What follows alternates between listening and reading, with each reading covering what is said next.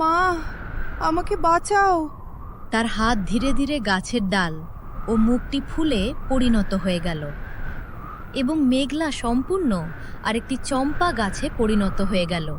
কয়েক মুহূর্তের মধ্যেই সব শেষ হয়ে গেল। মেঘলার ভাই গোপাল সারা গ্রাম দিদিকে খুঁজে বেড়াতে লাগলো, কিন্তু গ্রামের কোথাও মেঘলাকে খুঁজে পেল না। শিউলি বাগান, ছোট্ট একটা গ্রাম যেখানে শান্তির আড়ালে লুকিয়ে আছে এক রহস্য। এখানকার মানুষ বিশ্বাস করে এমন এক শক্তিকে যাকে দেখা যায় না, শুধু অনুভব করা যায়। এই জঙ্গলটা খুব ভয়ানক, তাই না হারান কাকা? খুব ভয়ানক ও রহস্য ঘেরা এই জঙ্গল। বলছি কাকা, জঙ্গলের মধ্যে এই অদ্ভুত সুন্দর ফুলটি সারা বছর এই গাছে ধরে থাকে দেখেছি। এই গাছটি কোনো সাধারণ গাছ নয়, এই গাছটি রহস্যে ভরা একটা গাছ। লোকজন বলে এই গাছ ইচ্ছা পূরণ করে, কিন্তু প্রতিটা ইচ্ছার জন্য কিছু না কিছু নিয়ে নেয়, আর সেই মূল্যটাই সবচেয়ে ভয়ঙ্কর।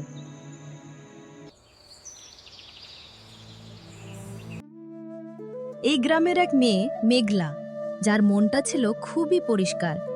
মোড়ল মশাই, এখানে 2 বস্তা চাল আছে, আপনি এইগুলো গ্রামের গরিব লোকের মধ্যে বিলি করে দিয়েন। মেঘলা, তুই খুব ভালো মেয়ে। তুই সব সময় অন্যদের কথা চিন্তা করিস। ভগবান তোর মতো মেয়ে ঘরে ঘরে দেখ। সবাই ভালো থাকলে আমিও ভালো থাকব, আর এই গ্রামের প্রতিটি মানুষই হলো আমার পরিবার। তুই তো প্রায় এই গ্রামের মানুষকে সাহায্য করিস, তাহলে তুই টাকা পাস কোথা থেকে? আমি বাড়িতে কিছু বাচ্চা ছেলে ও মেয়েদের টিউশন পড়াই, সেখান থেকে যে টাকা পাই তাই দিয়ে এই কাজগুলো করি। ভগবান তোর মঙ্গল করুন, তুই একদিন অনেক বড় মানুষ হবি। মেঘলা সে নিজের কথা ভাবে না, সে সব সময় অন্যের ভালো মন্দের কথা ভাবে। অন্যের সুখেই নিজের সুখ খুঁজে পায়। দাদু, তুমি যে আগের দিন একটা রহস্যময় চম্পা ফুল গাছের গল্প বলছিল, সেটা আমাকে দেখতে নিয়ে চলো। কিন্তু সেই চম্পা গাছটি আছে গ্রামের শেষে গভীর জঙ্গলের মধ্যে। নিয়ে চলো দাদু, আমি সেই রহস্যময় গাছ নিজের চোখে দেখতে চাই। নাতির কথাই বাধ্য হয়ে দাদু চলে গেল সেই গভীর জঙ্গলে, রহস্যময় সেই চম্পা ফুলের গাছ দেখার উদ্দেশ্যে। এই গাছ শুধুমাত্র গাছ নয়, তাহলে এটা কি? এটা হচ্ছে ইচ্ছা পূরণের গাছ। তাহলে সবাই এই গাছের কাছে যায় না কেন? কারণ তার বিনিময়ে ভয়ঙ্কর দাম দিতে হয়। কিন্তু সেই দামটা কি তা কেউ ঠিক জানে না, আর সেই অজানা ভয়টাই সবাইকে দূরে রাখে। মেঘলা, তুই এত কষ্ট করিস কেন? তুমি আছো বলেই তো আমার সবকিছু সহজ লাগে। মেঘলার পৃথিবী ছিল তার মা। মেঘলা তার মাকে খুব ভালোবাসতো, আর মায়ের সব কথা শুনে চলত। আমার কিছু হলে তখন তুই কি করবি? ওইসব বাজে কথা বলো না, তোমার কিছু হতে দেব না আমি। মেঘলা ও তার মায়ের ভালোবাসা ছিল খুব গভীর, যেখানে ভয় ছিল শুধু হারানোর। হঠাৎ এক মুহূর্তে বদলে গেল সবকিছু। মেঘলার মা হঠাৎ অসুস্থ হয়ে পড়ল। পাড়া প্রতিবেশী সবাই ছুটে এলো। মা, তোমার কি হলো? বলো কিছু, কথা বলো। ধীরেন শোন, তুই হাবু ডাক্তারকে ডেকে নিয়ে আয়, যদি তিনি কিছু করতে পারেন।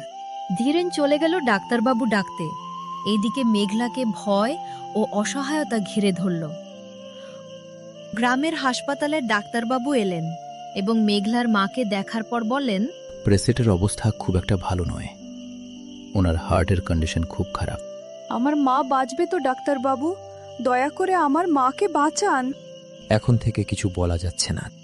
এই কথাটাই যেন সব আশা ভেঙে দিল। না না, এটা হতে পারে না। ভগবান আমার মাকে ভালো করে দাও। সে বুঝতে পারছিল তার হাতে সময় খুব কম। আমি কিছু একটা করবই। আমি আমার মাকে যেমন করেই হোক সুস্থ করে তুলব। পরের দিন সকালে মেঘলা ছোটবেলার বন্ধু রোহিতের সাথে হঠাৎ দেখা হয়ে গেল। মেঘলা, তুই ভালো আছিস? না রে রোহিত, আমার মা খুব অসুস্থ।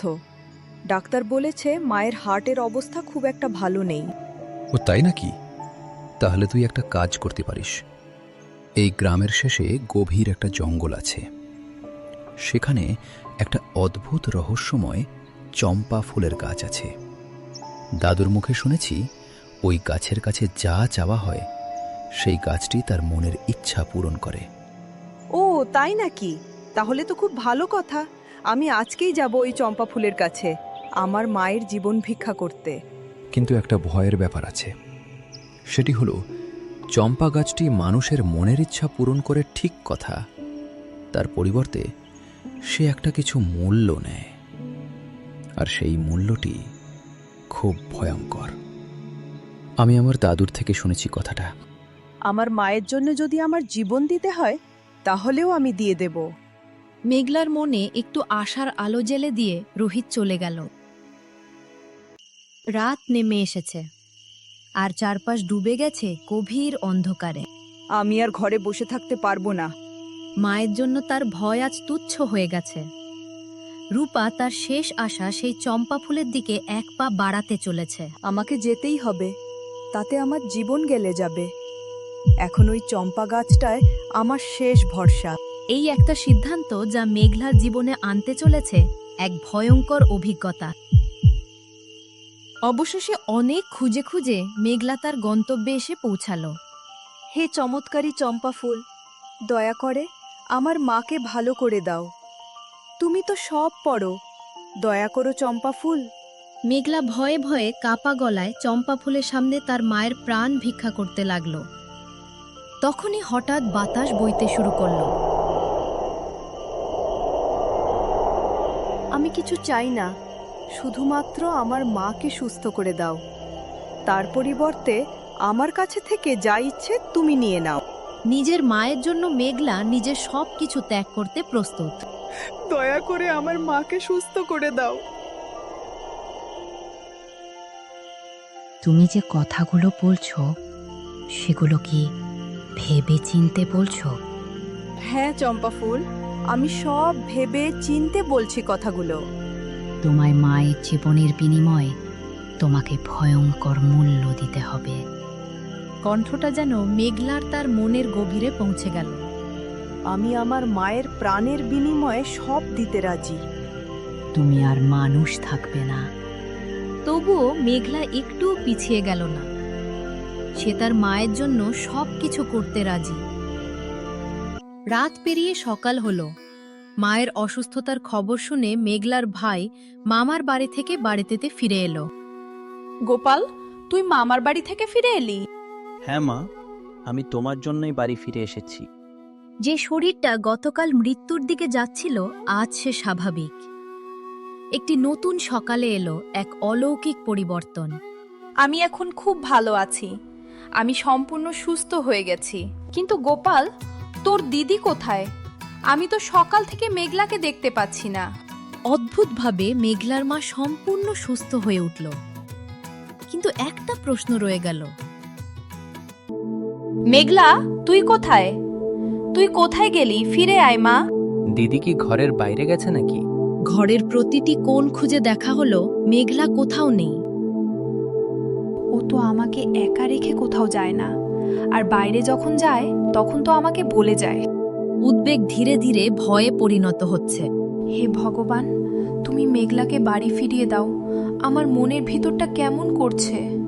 আমি বাড়ির বাইরে একটু খুঁজে দেখি, যদি দিদি বাড়ির বাইরে থাকে।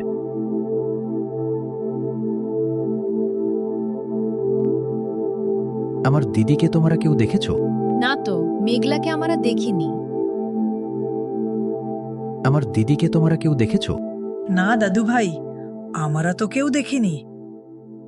মেঘলার ভাই গোপাল সারা গ্রাম দিদিকে খুঁজে বেড়াতে লাগলো, কিন্তু গ্রামের কোথাও মেঘলাকে খুঁজে পেল না। গোপাল সারা গ্রাম ঘুরে গ্রামের শেষে থাকা সেই ভয়ঙ্কর জঙ্গলে এসে পৌঁছালো। আমি এই রহস্যময় গাছের কাছে এসে কেন দাঁড়ালাম? দিদি কি এই বনের মধ্যে এসেছিল? দিদি হয়তো এসেছিল এখানে। গোপাল নিজের অজান্তেই সেই রহস্যময় চম্পা গাছের সামনে এসে দাঁড়ালো। এই গাছটি আজ একটু অন্যরকম লাগছে।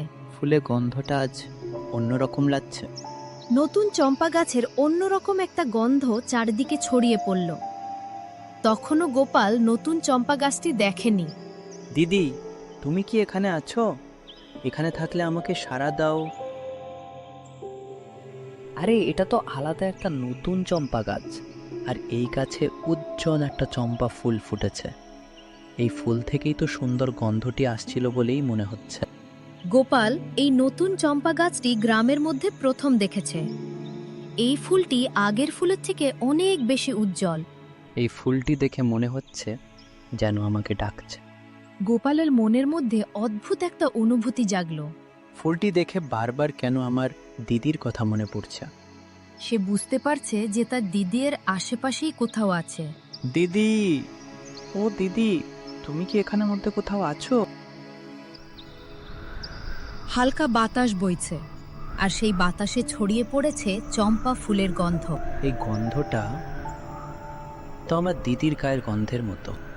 এক অজানা বন্ধন তৈরি হলো। আমি প্রতিদিন এখানে আসবো। জানি না কেন আমার মনে হচ্ছে আমার দিদি এখানেই কোথাও আছে। সে জানে না আসল সত্যটা, দিদি, তুমি কি আমাকে দেখতে পাচ্ছ? কিন্তু ভালোবাসা সব সময় পথ খুঁজে নেয়। দিন কেটে যায়, কিন্তু ভাইয়ের অভ্যাসটি বদলায়নি। সে নিয়মিত গ্রামের শেষে সেই বিস্ময়কর গাছের কাছে যায়।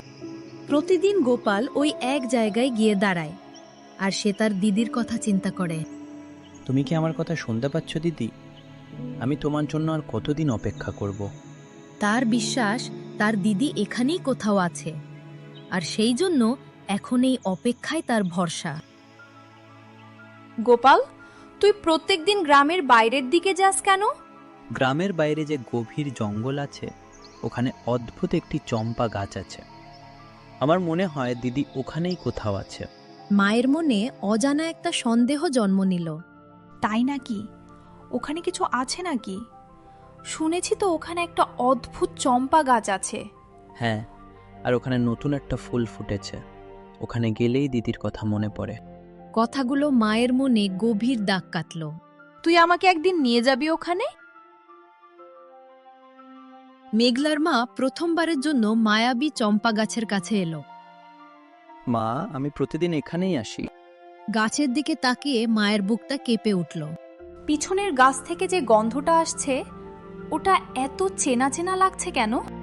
হ্যাঁ মা, ওই ফুলটা দেখো, কেমন অন্য ফুলগুলোর থেকে বেশি উজ্জ্বল। নতুন একটা চম্পা ফুল, যেটা অন্য ফুলের থেকে বড় ও বেশি উজ্জ্বল। তার গন্ধটাও অন্য ফুলের থেকে আলাদা। আমার মনটা কেমন চঞ্চল হয়ে উঠল। মনের মধ্যে একটা অদ্ভুত অনুভূতি সৃষ্টি হলো।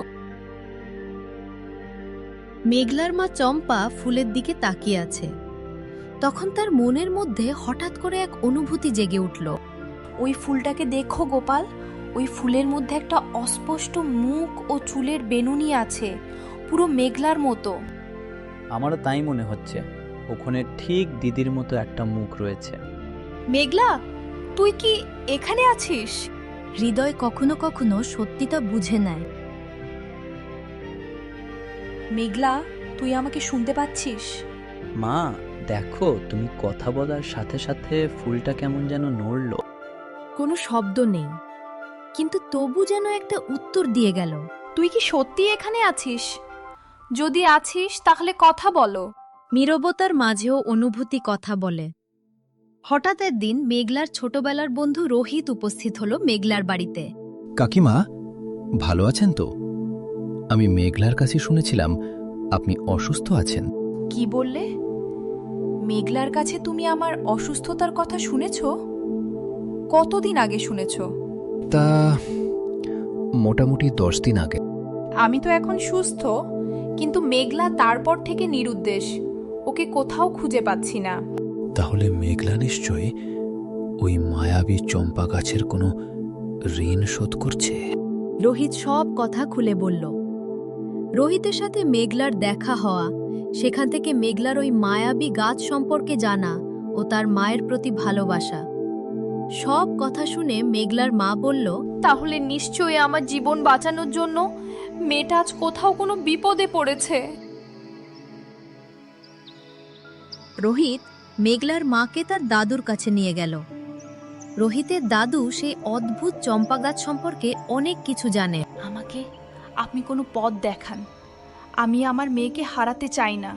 শোনো, ওই মায়াবী চম্পা গাছ যেমন মানুষকে তার মনের ইচ্ছা পূরণ করে দেয়, ঠিক তার পরিবর্তে মানুষের কাছে থেকে তার জন্য চরম মূল্য বুঝে নেয়। তাহলে আমি কি আমার মেয়েকে ফিরে পাবো না? একটা উপায় আছে। অমাবস্যার রাতে তুমি ওই মায়াবী চম্পা গাছের কাছে গিয়ে তোমার মেয়ের সম্পর্কে জানতে চাইবে, কারণ অমাবস্যার রাতে ওই মায়াবী চম্পা গাছ মানুষের সাথে কথা বলে। এই কথা শুনে মেঘলার মায়ের মনে ক্ষীণ একটা আশার আলো জ্বলে উঠল। অমাবস্যার রাতে মেঘলার মা গেল সেই মায়াবী গাছের কাছে। যে শক্তি এখানে আছেন, তিনি আমার কথা শুনুন দয়া করে। মায়ের কণ্ঠ কেঁপে উঠল। দয়া করে মায়াবী চম্পা গাছ আমার মেয়েকে ফিরিয়ে দিন। একজন সন্তানহারা অসহায় মায়ের কণ্ঠ যেন সারা বনে ছড়িয়ে পড়ল। আমার জীবন নিয়ে নিন, তার পরিবর্তে আমার মেয়েকে ফিরিয়ে দিন। মা, তুমি কি সব উল্টোপাল্টা বলছো? ভালোবাসা কখনো হিসাব করে না। প্রকৃত ভালোবাসা হয় নিরস্বার্থ। প্রতিটি ইচ্ছার মূল্য দিতে হয়। আমি মূল্য দিতে রাজি। যা আমাকে দিয়ে দেওয়া হয়েছে তা ফেরানো যায় না। আসল সত্যিটা ছিল ভীষণ কঠিন। কোনো উপায় নেই? যে কোনো উপায়ে আমি আমার মেয়েকে ফেরত চাই।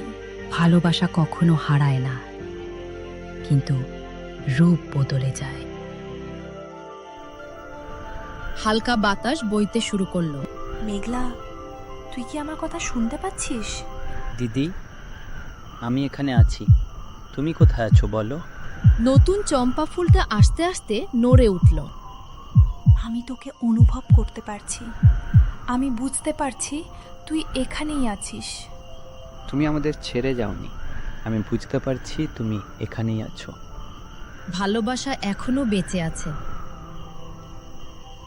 শোনো, তোমাদেরকে একটা কথা বলি। দয়া করে বলুন। আমি মানুষকে কিছু দিলে তার পরিবর্তে কিছু নিয়ে নিই, আর আমি যা কিছু নিই সেটা আর ফেরত দিই না। কিন্তু তোমাদের মধ্যে ভালোবাসা দেখে আমার সিদ্ধান্ত বদল করব। ধন্যবাদ চম্পা ফুল, আপনি খুব ভালো। তোমরা আমার সামনে যে চম্পা গাছ দেখতে পাচ্ছ, সেটাই হলো তোমাদের মেয়ে মেঘলা। তোমাদের মধ্যে যে কোনো একজন পূর্ব দিকে মুখ করে দাঁড়িয়ে ওই চম্পা ফুলে হাত বুলিয়ে দাও, তাহলে দেখবে তোমাদের মেয়েকে ফিরে পাবে। তুমি খুব ভালো চম্পা ফুল। তোমায় ঋণ আমরা কোনোদিন শোধ করতে পারবো না। মেঘলার ভাই পূর্ব দিকে মুখ করে সেই চম্পা গাছ হাত বোলাতেই আস্তে আস্তে চম্পা গাছটি মেঘলার শরীরে রূপান্তরিত হয়ে গেল। আমার মেয়ে, আজ ভগবান আমার কথা শুনেছে। মা, তোমরা সবাই ভালো আছো তো? আমরাও সবাই ভালো আছি। দিদি, তুমি ভালো আছো তো? এই গল্প থেকে বোঝা গেল, যত বাধা বিপত্তি আসুক না কেন, সব পরিস্থিতিতে যদি পরিবারের সকলে এক থাকে, তাহলে সব মুশকিল সহজেই আসান হয়ে যায়। আজকে আমাদের গল্প এখানেই শেষ হলো। দেখা হবে আবার পরের গল্প নিয়ে।